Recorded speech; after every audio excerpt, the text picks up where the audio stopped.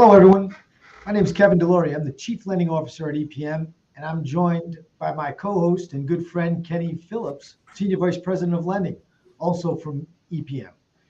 Thank you for tuning in to The Whole Perspective, the show that is dedicated to paving the way for mortgage professionals and empowering them through education. We will be joined by some of the top mortgage professionals each week to discuss topics such as building partnerships, utilizing technology, and defining your value.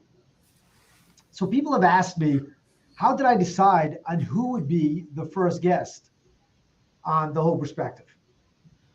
I just want to be clear. Kenny and I didn't choose Jamie because this is Women's History Month. We chose her simply because she is a badass in the mortgage business, and we could all learn a lot from her. Well, first and foremost, good morning. Welcome to The Whole Perspective. And before we get started, I just want to talk a little bit about Jamie. She comes with a wealth of knowledge. Her experience is just multifaceted. And if my math is correct, Jamie, I think you've been in the mortgage industry for a impressive about 25 years. That is correct. I was 10 when I got into it. So. All right. And we've been lucky enough as a collective to watch you grow in the industry and truly become a well-respected leader in the thought leader in this space. So Jamie's congratulations, the president of Amerifund, also vice president of AIM Outreach, just a true rock star. If those credentials don't really describe a rock star, I'm sure they don't know what does. I appreciate it, guys. Thank you. Let's welcome Jamie Cavanaugh to the podcast. So Jamie, how are you today? I'm doing fantastic. Really grateful to be here and excited about this new podcast that you guys have launched. Can't wait to see who the guests will be coming up in the weeks to follow here, but really appreciate you guys having me and looking forward to chatting with you today. Well, they'll have a tough act to follow, Jamie, and you stole one of my jokes about about your age, so I'm going to have to cut that out of my script here. Sorry Jamie, about that, Kevin. That's all right. At EPMX, you shared a great story with me about your journey. And I can tell you, and we've had some conversations, it did leave an impression on me. It truly did. Like you, I have a little girl. You have Charlie G, and I have B Rose. When I got home from EPX, something weird happened. For the first time in my life, I didn't look at my little 5-year-old girl as a little 5-year-old girl anymore. I thought about what challenges that she'll face when she starts her career, how she'll deal with adversity. So my first question to you is, what is one piece of advice that you will give Charlotte when she's ready to enter the workforce? Oh, that's a tough one. I think that I would tell her to be herself, to be true to who she is. Because, that kind of silly saying, those who mind don't matter and those who matter you don't mind. Well, it's very true.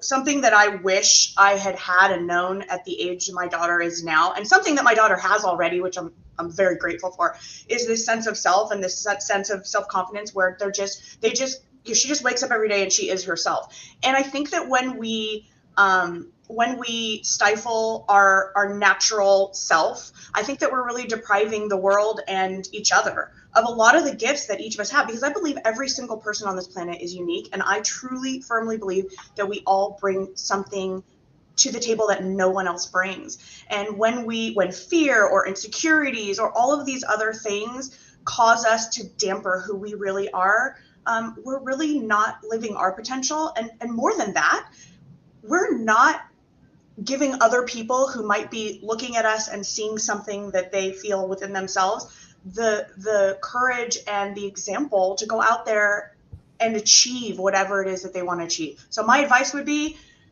as much as you possibly can be you, and don't worry about what everybody else thinks, because there will always be doubters. There will always be people who envy you or don't agree with you. But the more that you can be yourself, the more that you can inspire other people to be themselves.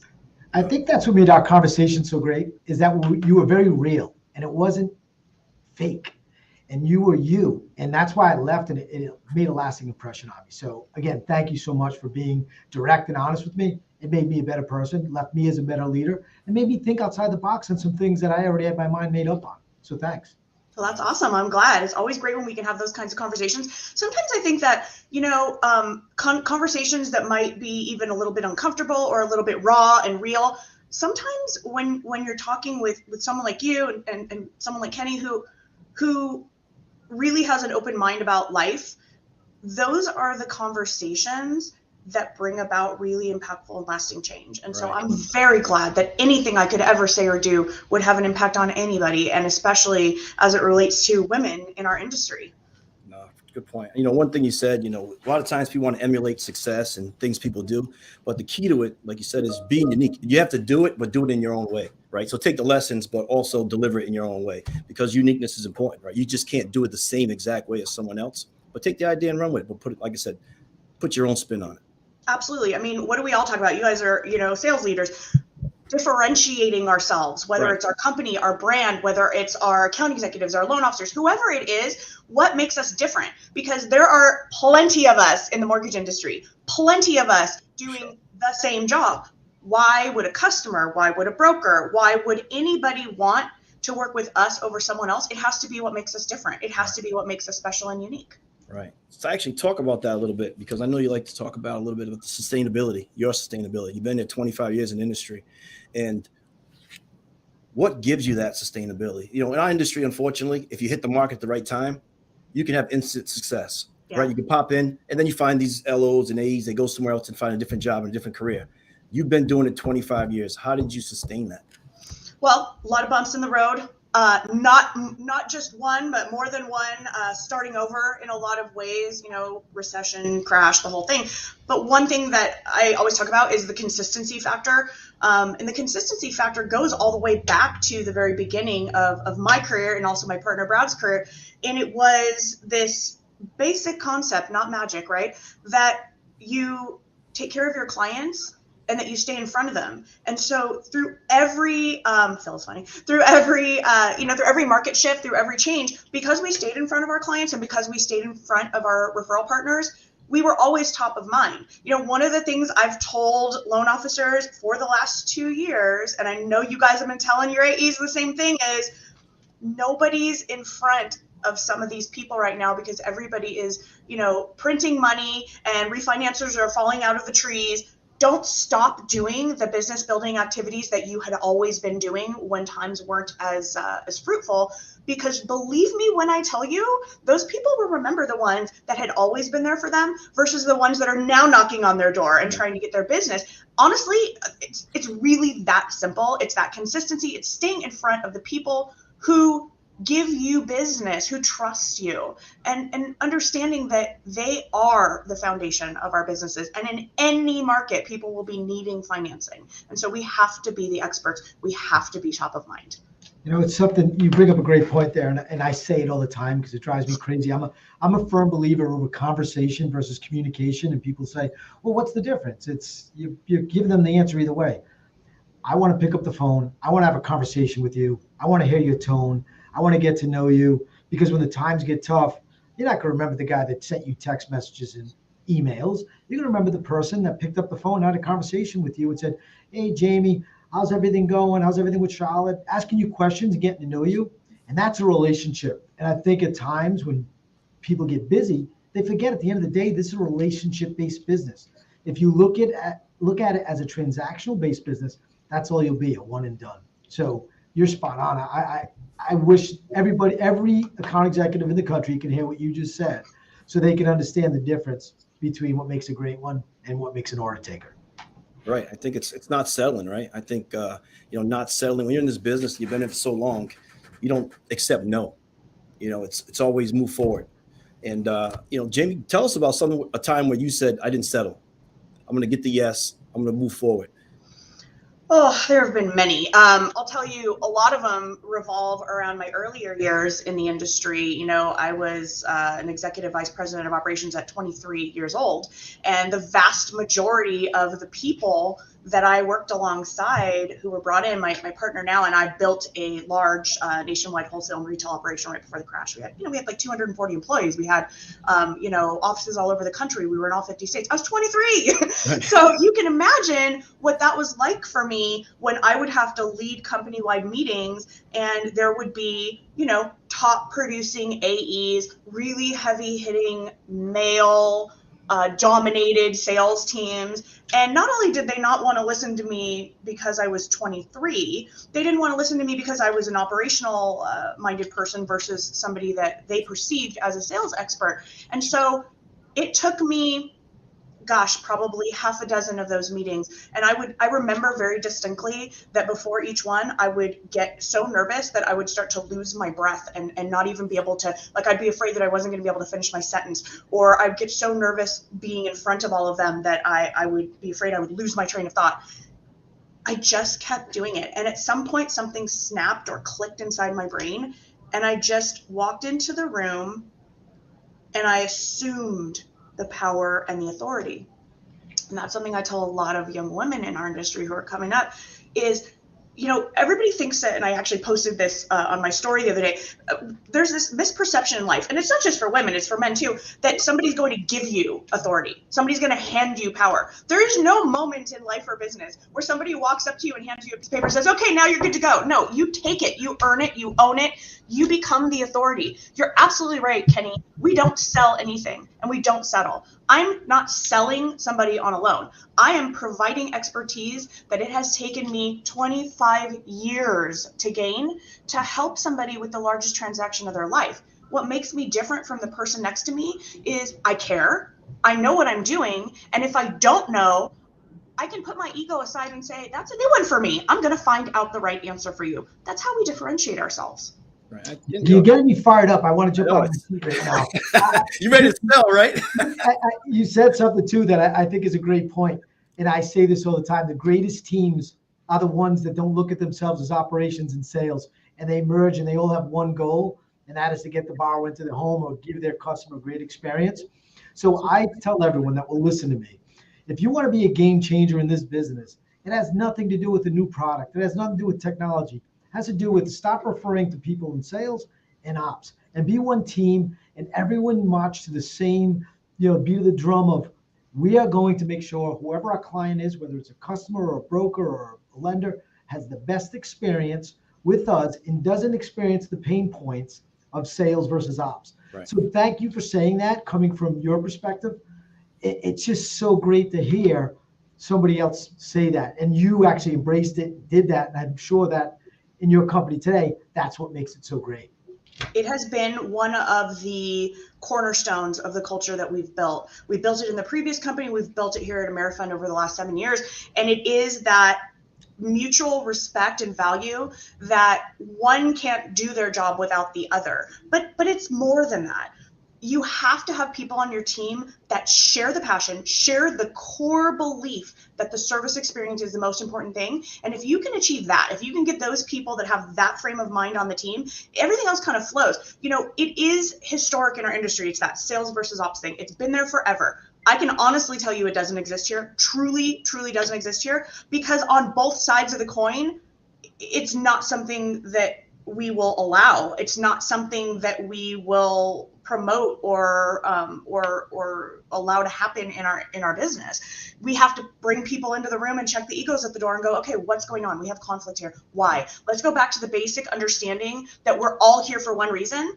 I'm not here to get a loan officer his commission, and you're not here to get a processor her bonus. We're here to provide a service to a customer. We're here to help our referral partners get a contract through to closing. That's what we're here to do.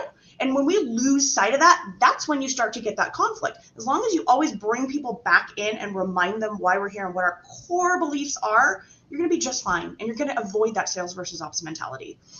I hope every person that is in this business listens to this, because I think that's what's getting us the greatness here, is the relationship between Kenny and I with Phil and Jason. And we all don't see it that way. We see it the same way you do. And, anyone that's listening to this, if you want to be a game changer in the mortgage industry, follow Jamie's advice. It works. It's true. It's a struggle in the beginning, but when you get it, you get it. Right. And it's funny, as I listened to you, Jamie, I heard service, I heard, customer referral, knowledge base, basically skill, right? Not once did you mention rate. And I think that's tremendous. You know what I mean? A lot of people who come into the industry, they focus on rate and they sell rate, but you're selling, something more than that. And that's, your value. So I mean, we all know that, if you're selling rate, then you are going to wind up in the trap that so many newer salespeople fall into, which is, if all you sell is rate, then you're always going to be a commodity. Your customer base is always going to shop you. You're always going to be like a hamster in a wheel through every transaction. You're never really going to feel like you have the customer's commitment. You may waste a lot of resources and time getting loans halfway through the process only to find out the person's disloyal. When you build a trust and credibility with your clients, I think that creates a situation where, if the rates are similar, the service and the relationship and the trust trumps everything. One thing that I give my loan officers the power to do is to identify early when they have a client who doesn't value service and expertise, who is a shopper. It's okay to cut bait. It's okay to say, you know what, we're probably not the fit for you, because I would so much rather them go out there and build more relationships than to sit there and try to chase after that one little carrot that they see that they think is gonna, they're gonna win. No, offer value, don't sell. We have great rates. We know that.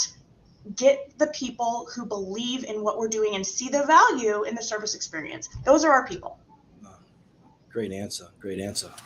So quick question for you, our industry, you've been in it 25 years, I've been in it 20 years, Kevin's been in it 20 plus years. So our industry's starting to age a little bit, right? So here at EPM, we're trying to bring in some younger mortgage professionals to try to, grow the business and make sure we got younger representatives.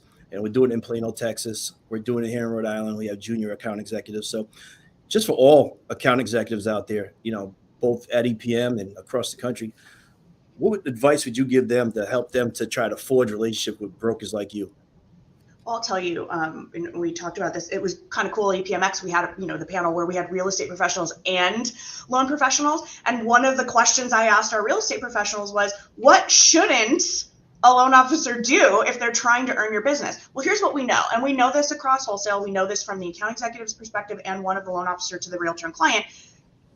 Saying and doing the same things that everybody else is doing is not going to work. Walking into an office, or in this case, calling on a brokerage, and not being very clear what your message and your value proposition is won't get you there. But understand that many brokers have a lot of established relationships with wholesale lenders. All you have to do is be very clear on what it is that you have. And if it's not today, believe me, the day will come if you are consistently top of mind with them and you are staying in touch with them without being like a used car salesman. Sorry for the used car salesmen out there, but it's true. Be clear on what you do and what your value is. Stay consistently in front of them in a way that isn't like a solicitation. And one day they will have a loan and they won't know quite where to put it. And they'll remember the person that didn't annoy them, that didn't hound them, that didn't pester them, but that did tell them very succinctly what it was that they offered. And they'll go, hey, you know what? I'm going to give you a chance. That's how you build relationships and win business. Absolutely. You know what I think is cool too? You brought up EPMX. I think, and you do this too, and this is what I think is really cool. You will be willing to help your competitor because you realize we're all in this boat together. At EPMX, it was very tough. It was my first experience of being in a room of salespeople that I could actually do business with, that I didn't talk about my own business, because that's not what it was all about. It was truly about empowering people more and giving them the resources to be better than they were the day before they got to EPMX. And I constantly see you on LinkedIn and all these places where you're going out to help your competitors be better tomorrow than they were today. And that is really cool. And I don't know if a lot of people look at it a little differently. Well, so what is it in you that says to yourself, like, I want to share all of these secrets that I've used to become successful to help everyone else up and compete with me? Well, it's two things. The first thing is that I didn't have that when I was coming up in the business, and neither did just about everybody else. You guys can attest to that. Come on, think about it. 20 years ago, there was no training. There was no one to lean on. It was dog eat dog. It was cutthroat. There was no way I could call another broker and go, hey, I'm really struggling with this. They'd be like, pound sand. Like, I'm working on my deals. You work on yours. So there's that piece of it. There's the sort of the uprising of the broker community and the way that we have created this true kind of family of people who look beyond the transaction and look to each other to say, I want all consumers to go to a mortgage broker. So it benefits me if they believe in the mortgage broker community, and I help empower other mortgage brokers do a good job and treat the consumer the way they deserve to be treated. That's a really, really important thing to me. And then the other piece of it is, even though I was 5 when I got into the mortgage industry 25 years ago, reality, we know I'm 43. You start to think about, what am I leaving? What is the industry going to look like when I retire, if that day ever comes? I'll probably be like 95 years old, still doing loans. I don't know. It's just, I can't imagine the retirement, but let's just say that I do. What am I leaving?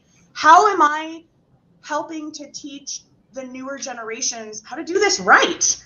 And so for me, helping other people has become one of the most gratifying and fulfilling things I get to do with my time. And so I carve out specific blocks of time every single week to answer those direct messages on Facebook from other brokers, to, jump on a Zoom with maybe 5 or 10 people for a half of an hour and just see what I can do to help them. What is it that they need? It's an amazing experience. It's one of the coolest things I get to do. It's funny. I was watching some of your, previous podcasts, and I said, they asked you, how do you get in touch with you to answer questions? And you gave out your phone number. And I was shocked that you gave out your phone number. So you really walk the walk when it comes to, helping others and empowering other people. One of the things I know that your keynote speak about is empowering others to find their seat at the table. Yeah. Can you talk a little bit about that and what that means to you and why you keynote speak about that? Absolutely. I can think of a particular large nationwide corporation that I worked for, and I ran the government insuring and post-closing division. And I was the one who was creating all of the reports that floated up to the CEO and the executive board. I was leading the people who were doing the work to create those metrics and those results. And I would have to go once a month up to the 3rd floor, the big boardroom, right? And every time I would get there, it was a room full of people who didn't place any value on anything I had to say. It was like, you're here because you're the one that provided these reports in case we need to ask you a question, but we aren't gonna consider any input you might have to make the business better, to cascade up what the frontline team members are experiencing, the challenges we're seeing between departments. Month after month, I would go in that room and sit there. And month after month, I would feel invisible. And I wasn't new in the industry at that time. I'd already been in the industry 15 or so years. And I started to feel a shift within myself to say, why is this okay? Why is it okay that anybody that's an integral part of how this division and company runs doesn't have a voice at all? And so I started to think about what was important and how I could just really open up the conversation and start talking about how many other people are experiencing this and what we can do to assert ourselves in a way that allows us to have meaningful input and impact on the organizations that we work for. And slowly but surely, as I started to open up about these experiences, so many women and so many others would say, oh yeah, I've experienced that exactly. I know exactly what you're talking about. And so what I always say to people is, if you can't find a seat at the table, build yourself another table. Because believe me when I tell you, there's a seat for you. You just might have to make it yourself. That is awesome. Love that. Absolutely love that. Jimmy, you are such a boss right now. I got to tell you, everything I'm hearing is so great. Like, I'm actually taking notes, so you know. So I'm going to ask you a Morse Parenting Tip.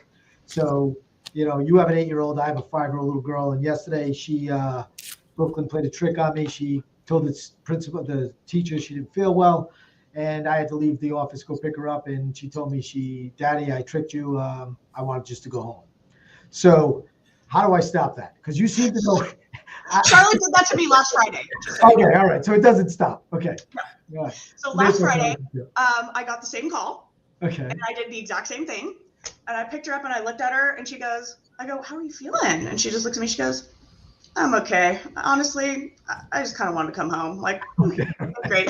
So we talk about what it means when we don't follow through on our commitment of staying in school and doing our job. Our job is to learn, right? When we're that age, our job is to be in class. We also give grace and say, you know what? Every once in a while, it's okay to just say, I don't feel like being there. When I look back on the situation, I think to myself, you know what, girl, you go. You were so honest about your why. You didn't try to pretend like you had a stomach ache.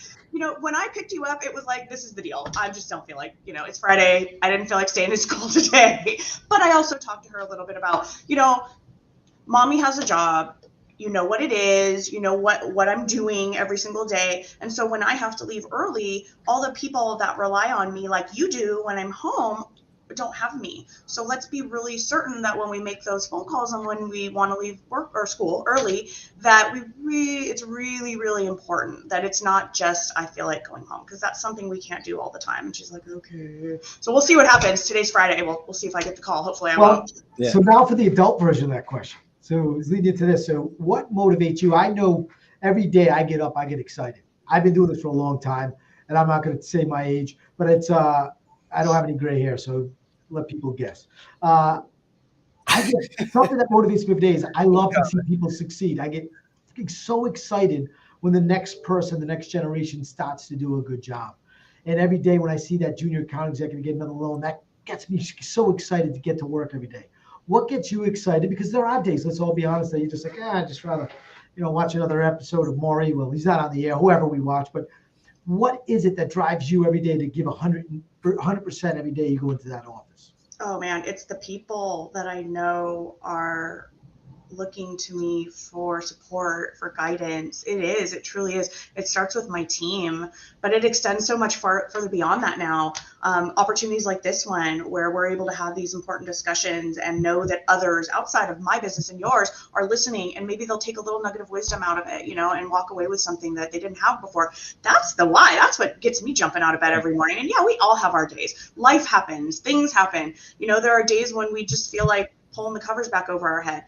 I do allow myself those moments, especially like on Sundays. Sunday's kind of my day where if I've had a really particularly trying week, like my family knows, like it might be the day that I am in my pajamas. It just might be. I might be Netflixing and chilling that day. And if that's what my body needs, if that's what my mind needs to hit that reset button and allow me to go back out there Monday morning and give everything to the people that rely on me, then that's what I have to do. So the why is the impact we get to have on our customers, on our referral partners, on each other.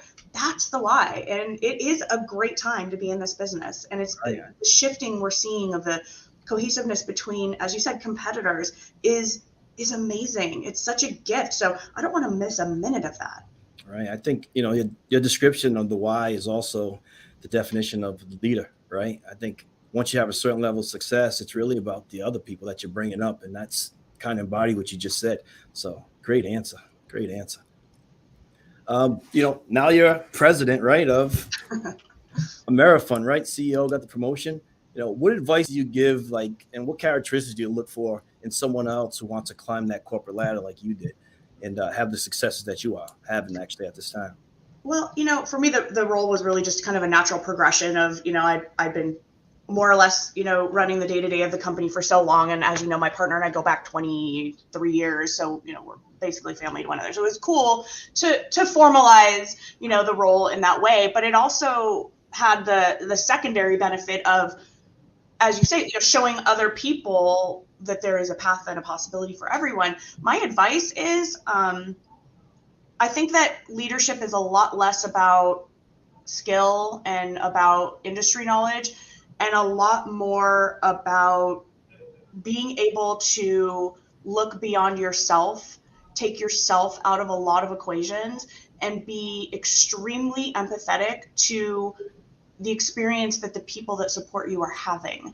Because you said something earlier, Kevin, about having a conversation versus communication. Well, we can have a message, but if we do not deliver our message in a way that is received, then what are we doing? Right. And the other thing about having a team of people that's interesting is not everybody receives information in the same way. So you really have to care about the people that support you, whether it's the leaders who support you or even the frontline team members who are supporting those leaders. You have to be able to communicate in a way that everyone can receive so that you can actually get your point across and see results across your organization. Leadership is about creating more leaders. It's about caring more about the people who work with you than you do about yourself. And it is about leading by example. I can't ask somebody to show up every day on time if I'm not the first one in the office. I can't ask somebody to be here every day if I'm constantly out taking vacations and not available to my team to help them with the questions that they need answers to. So example, listen, check your ego, be empathetic. Those are the things I believe that make a leader. Wow, that's great. It's funny. Michael Jordan says something. He says, I never ask anyone to do something I'm not willing to do. I just want them to want it as bad as I want it. So it's a true statement. True statement. Well, we got one more last question for you, Jamie. Okay. So this podcast is really about how you define yourself. How do you define value, right? So we want to know from you, how do you define your value in this industry? My value in this industry is in what I can give back and the people who I can impact in a positive way. Very simply put, whether it's my clients, my team, my colleagues, and my competitors. If I can give something back to each of those people and help their day to be better and help them to walk away with something, then in my opinion, I've created value for myself. Before I close this out, it's funny. There's very few people that get me really excited, right? So when I talk to Eddie, when him and I are having a conversation, it's funny, he was just here this week, we're talking, and both of our legs are shaking, we're getting excited, and I can't sit still. And right now, I just can't wait to get off this podcast so I can go out there and just get these guys fired up, right? So thank you, right? This has been great. It was funny because at one point I realized my camera was shaking because my leg's shaking. So, you really did provide, and this is why you were the first guest. Has nothing to do with anything other than the fact that you're a badass. You're making things happen in this industry, and you are a role model. Right. A lot of people don't want to be called that. The old Charles Barkley, I'm not a role model. Like it or not, you are. Yeah, I'm watching all these comments come underneath. I'm sure you're going to see a lot of quotes on Facebook this week with things that you said here today. But for everyone else, I want to thank you for listening to the Whole Perspective podcast. If you enjoyed this episode and you want to continue the conversation, Jamie will send you her number. But other than that, everybody has it already. I would say to head over to the Broker Success Community Facebook group. You can also find us on LinkedIn at EPM Broker Success and on Instagram at EPM Broker. Thanks again, and I can't wait to see you all next time. Thanks everybody. So Thanks, Jamie. We appreciate you. Yes, Thank you. You guys go out and crush it. Let's take all this energy and go do something cool with it today. Absolutely. And it's not the golf course, Kenny.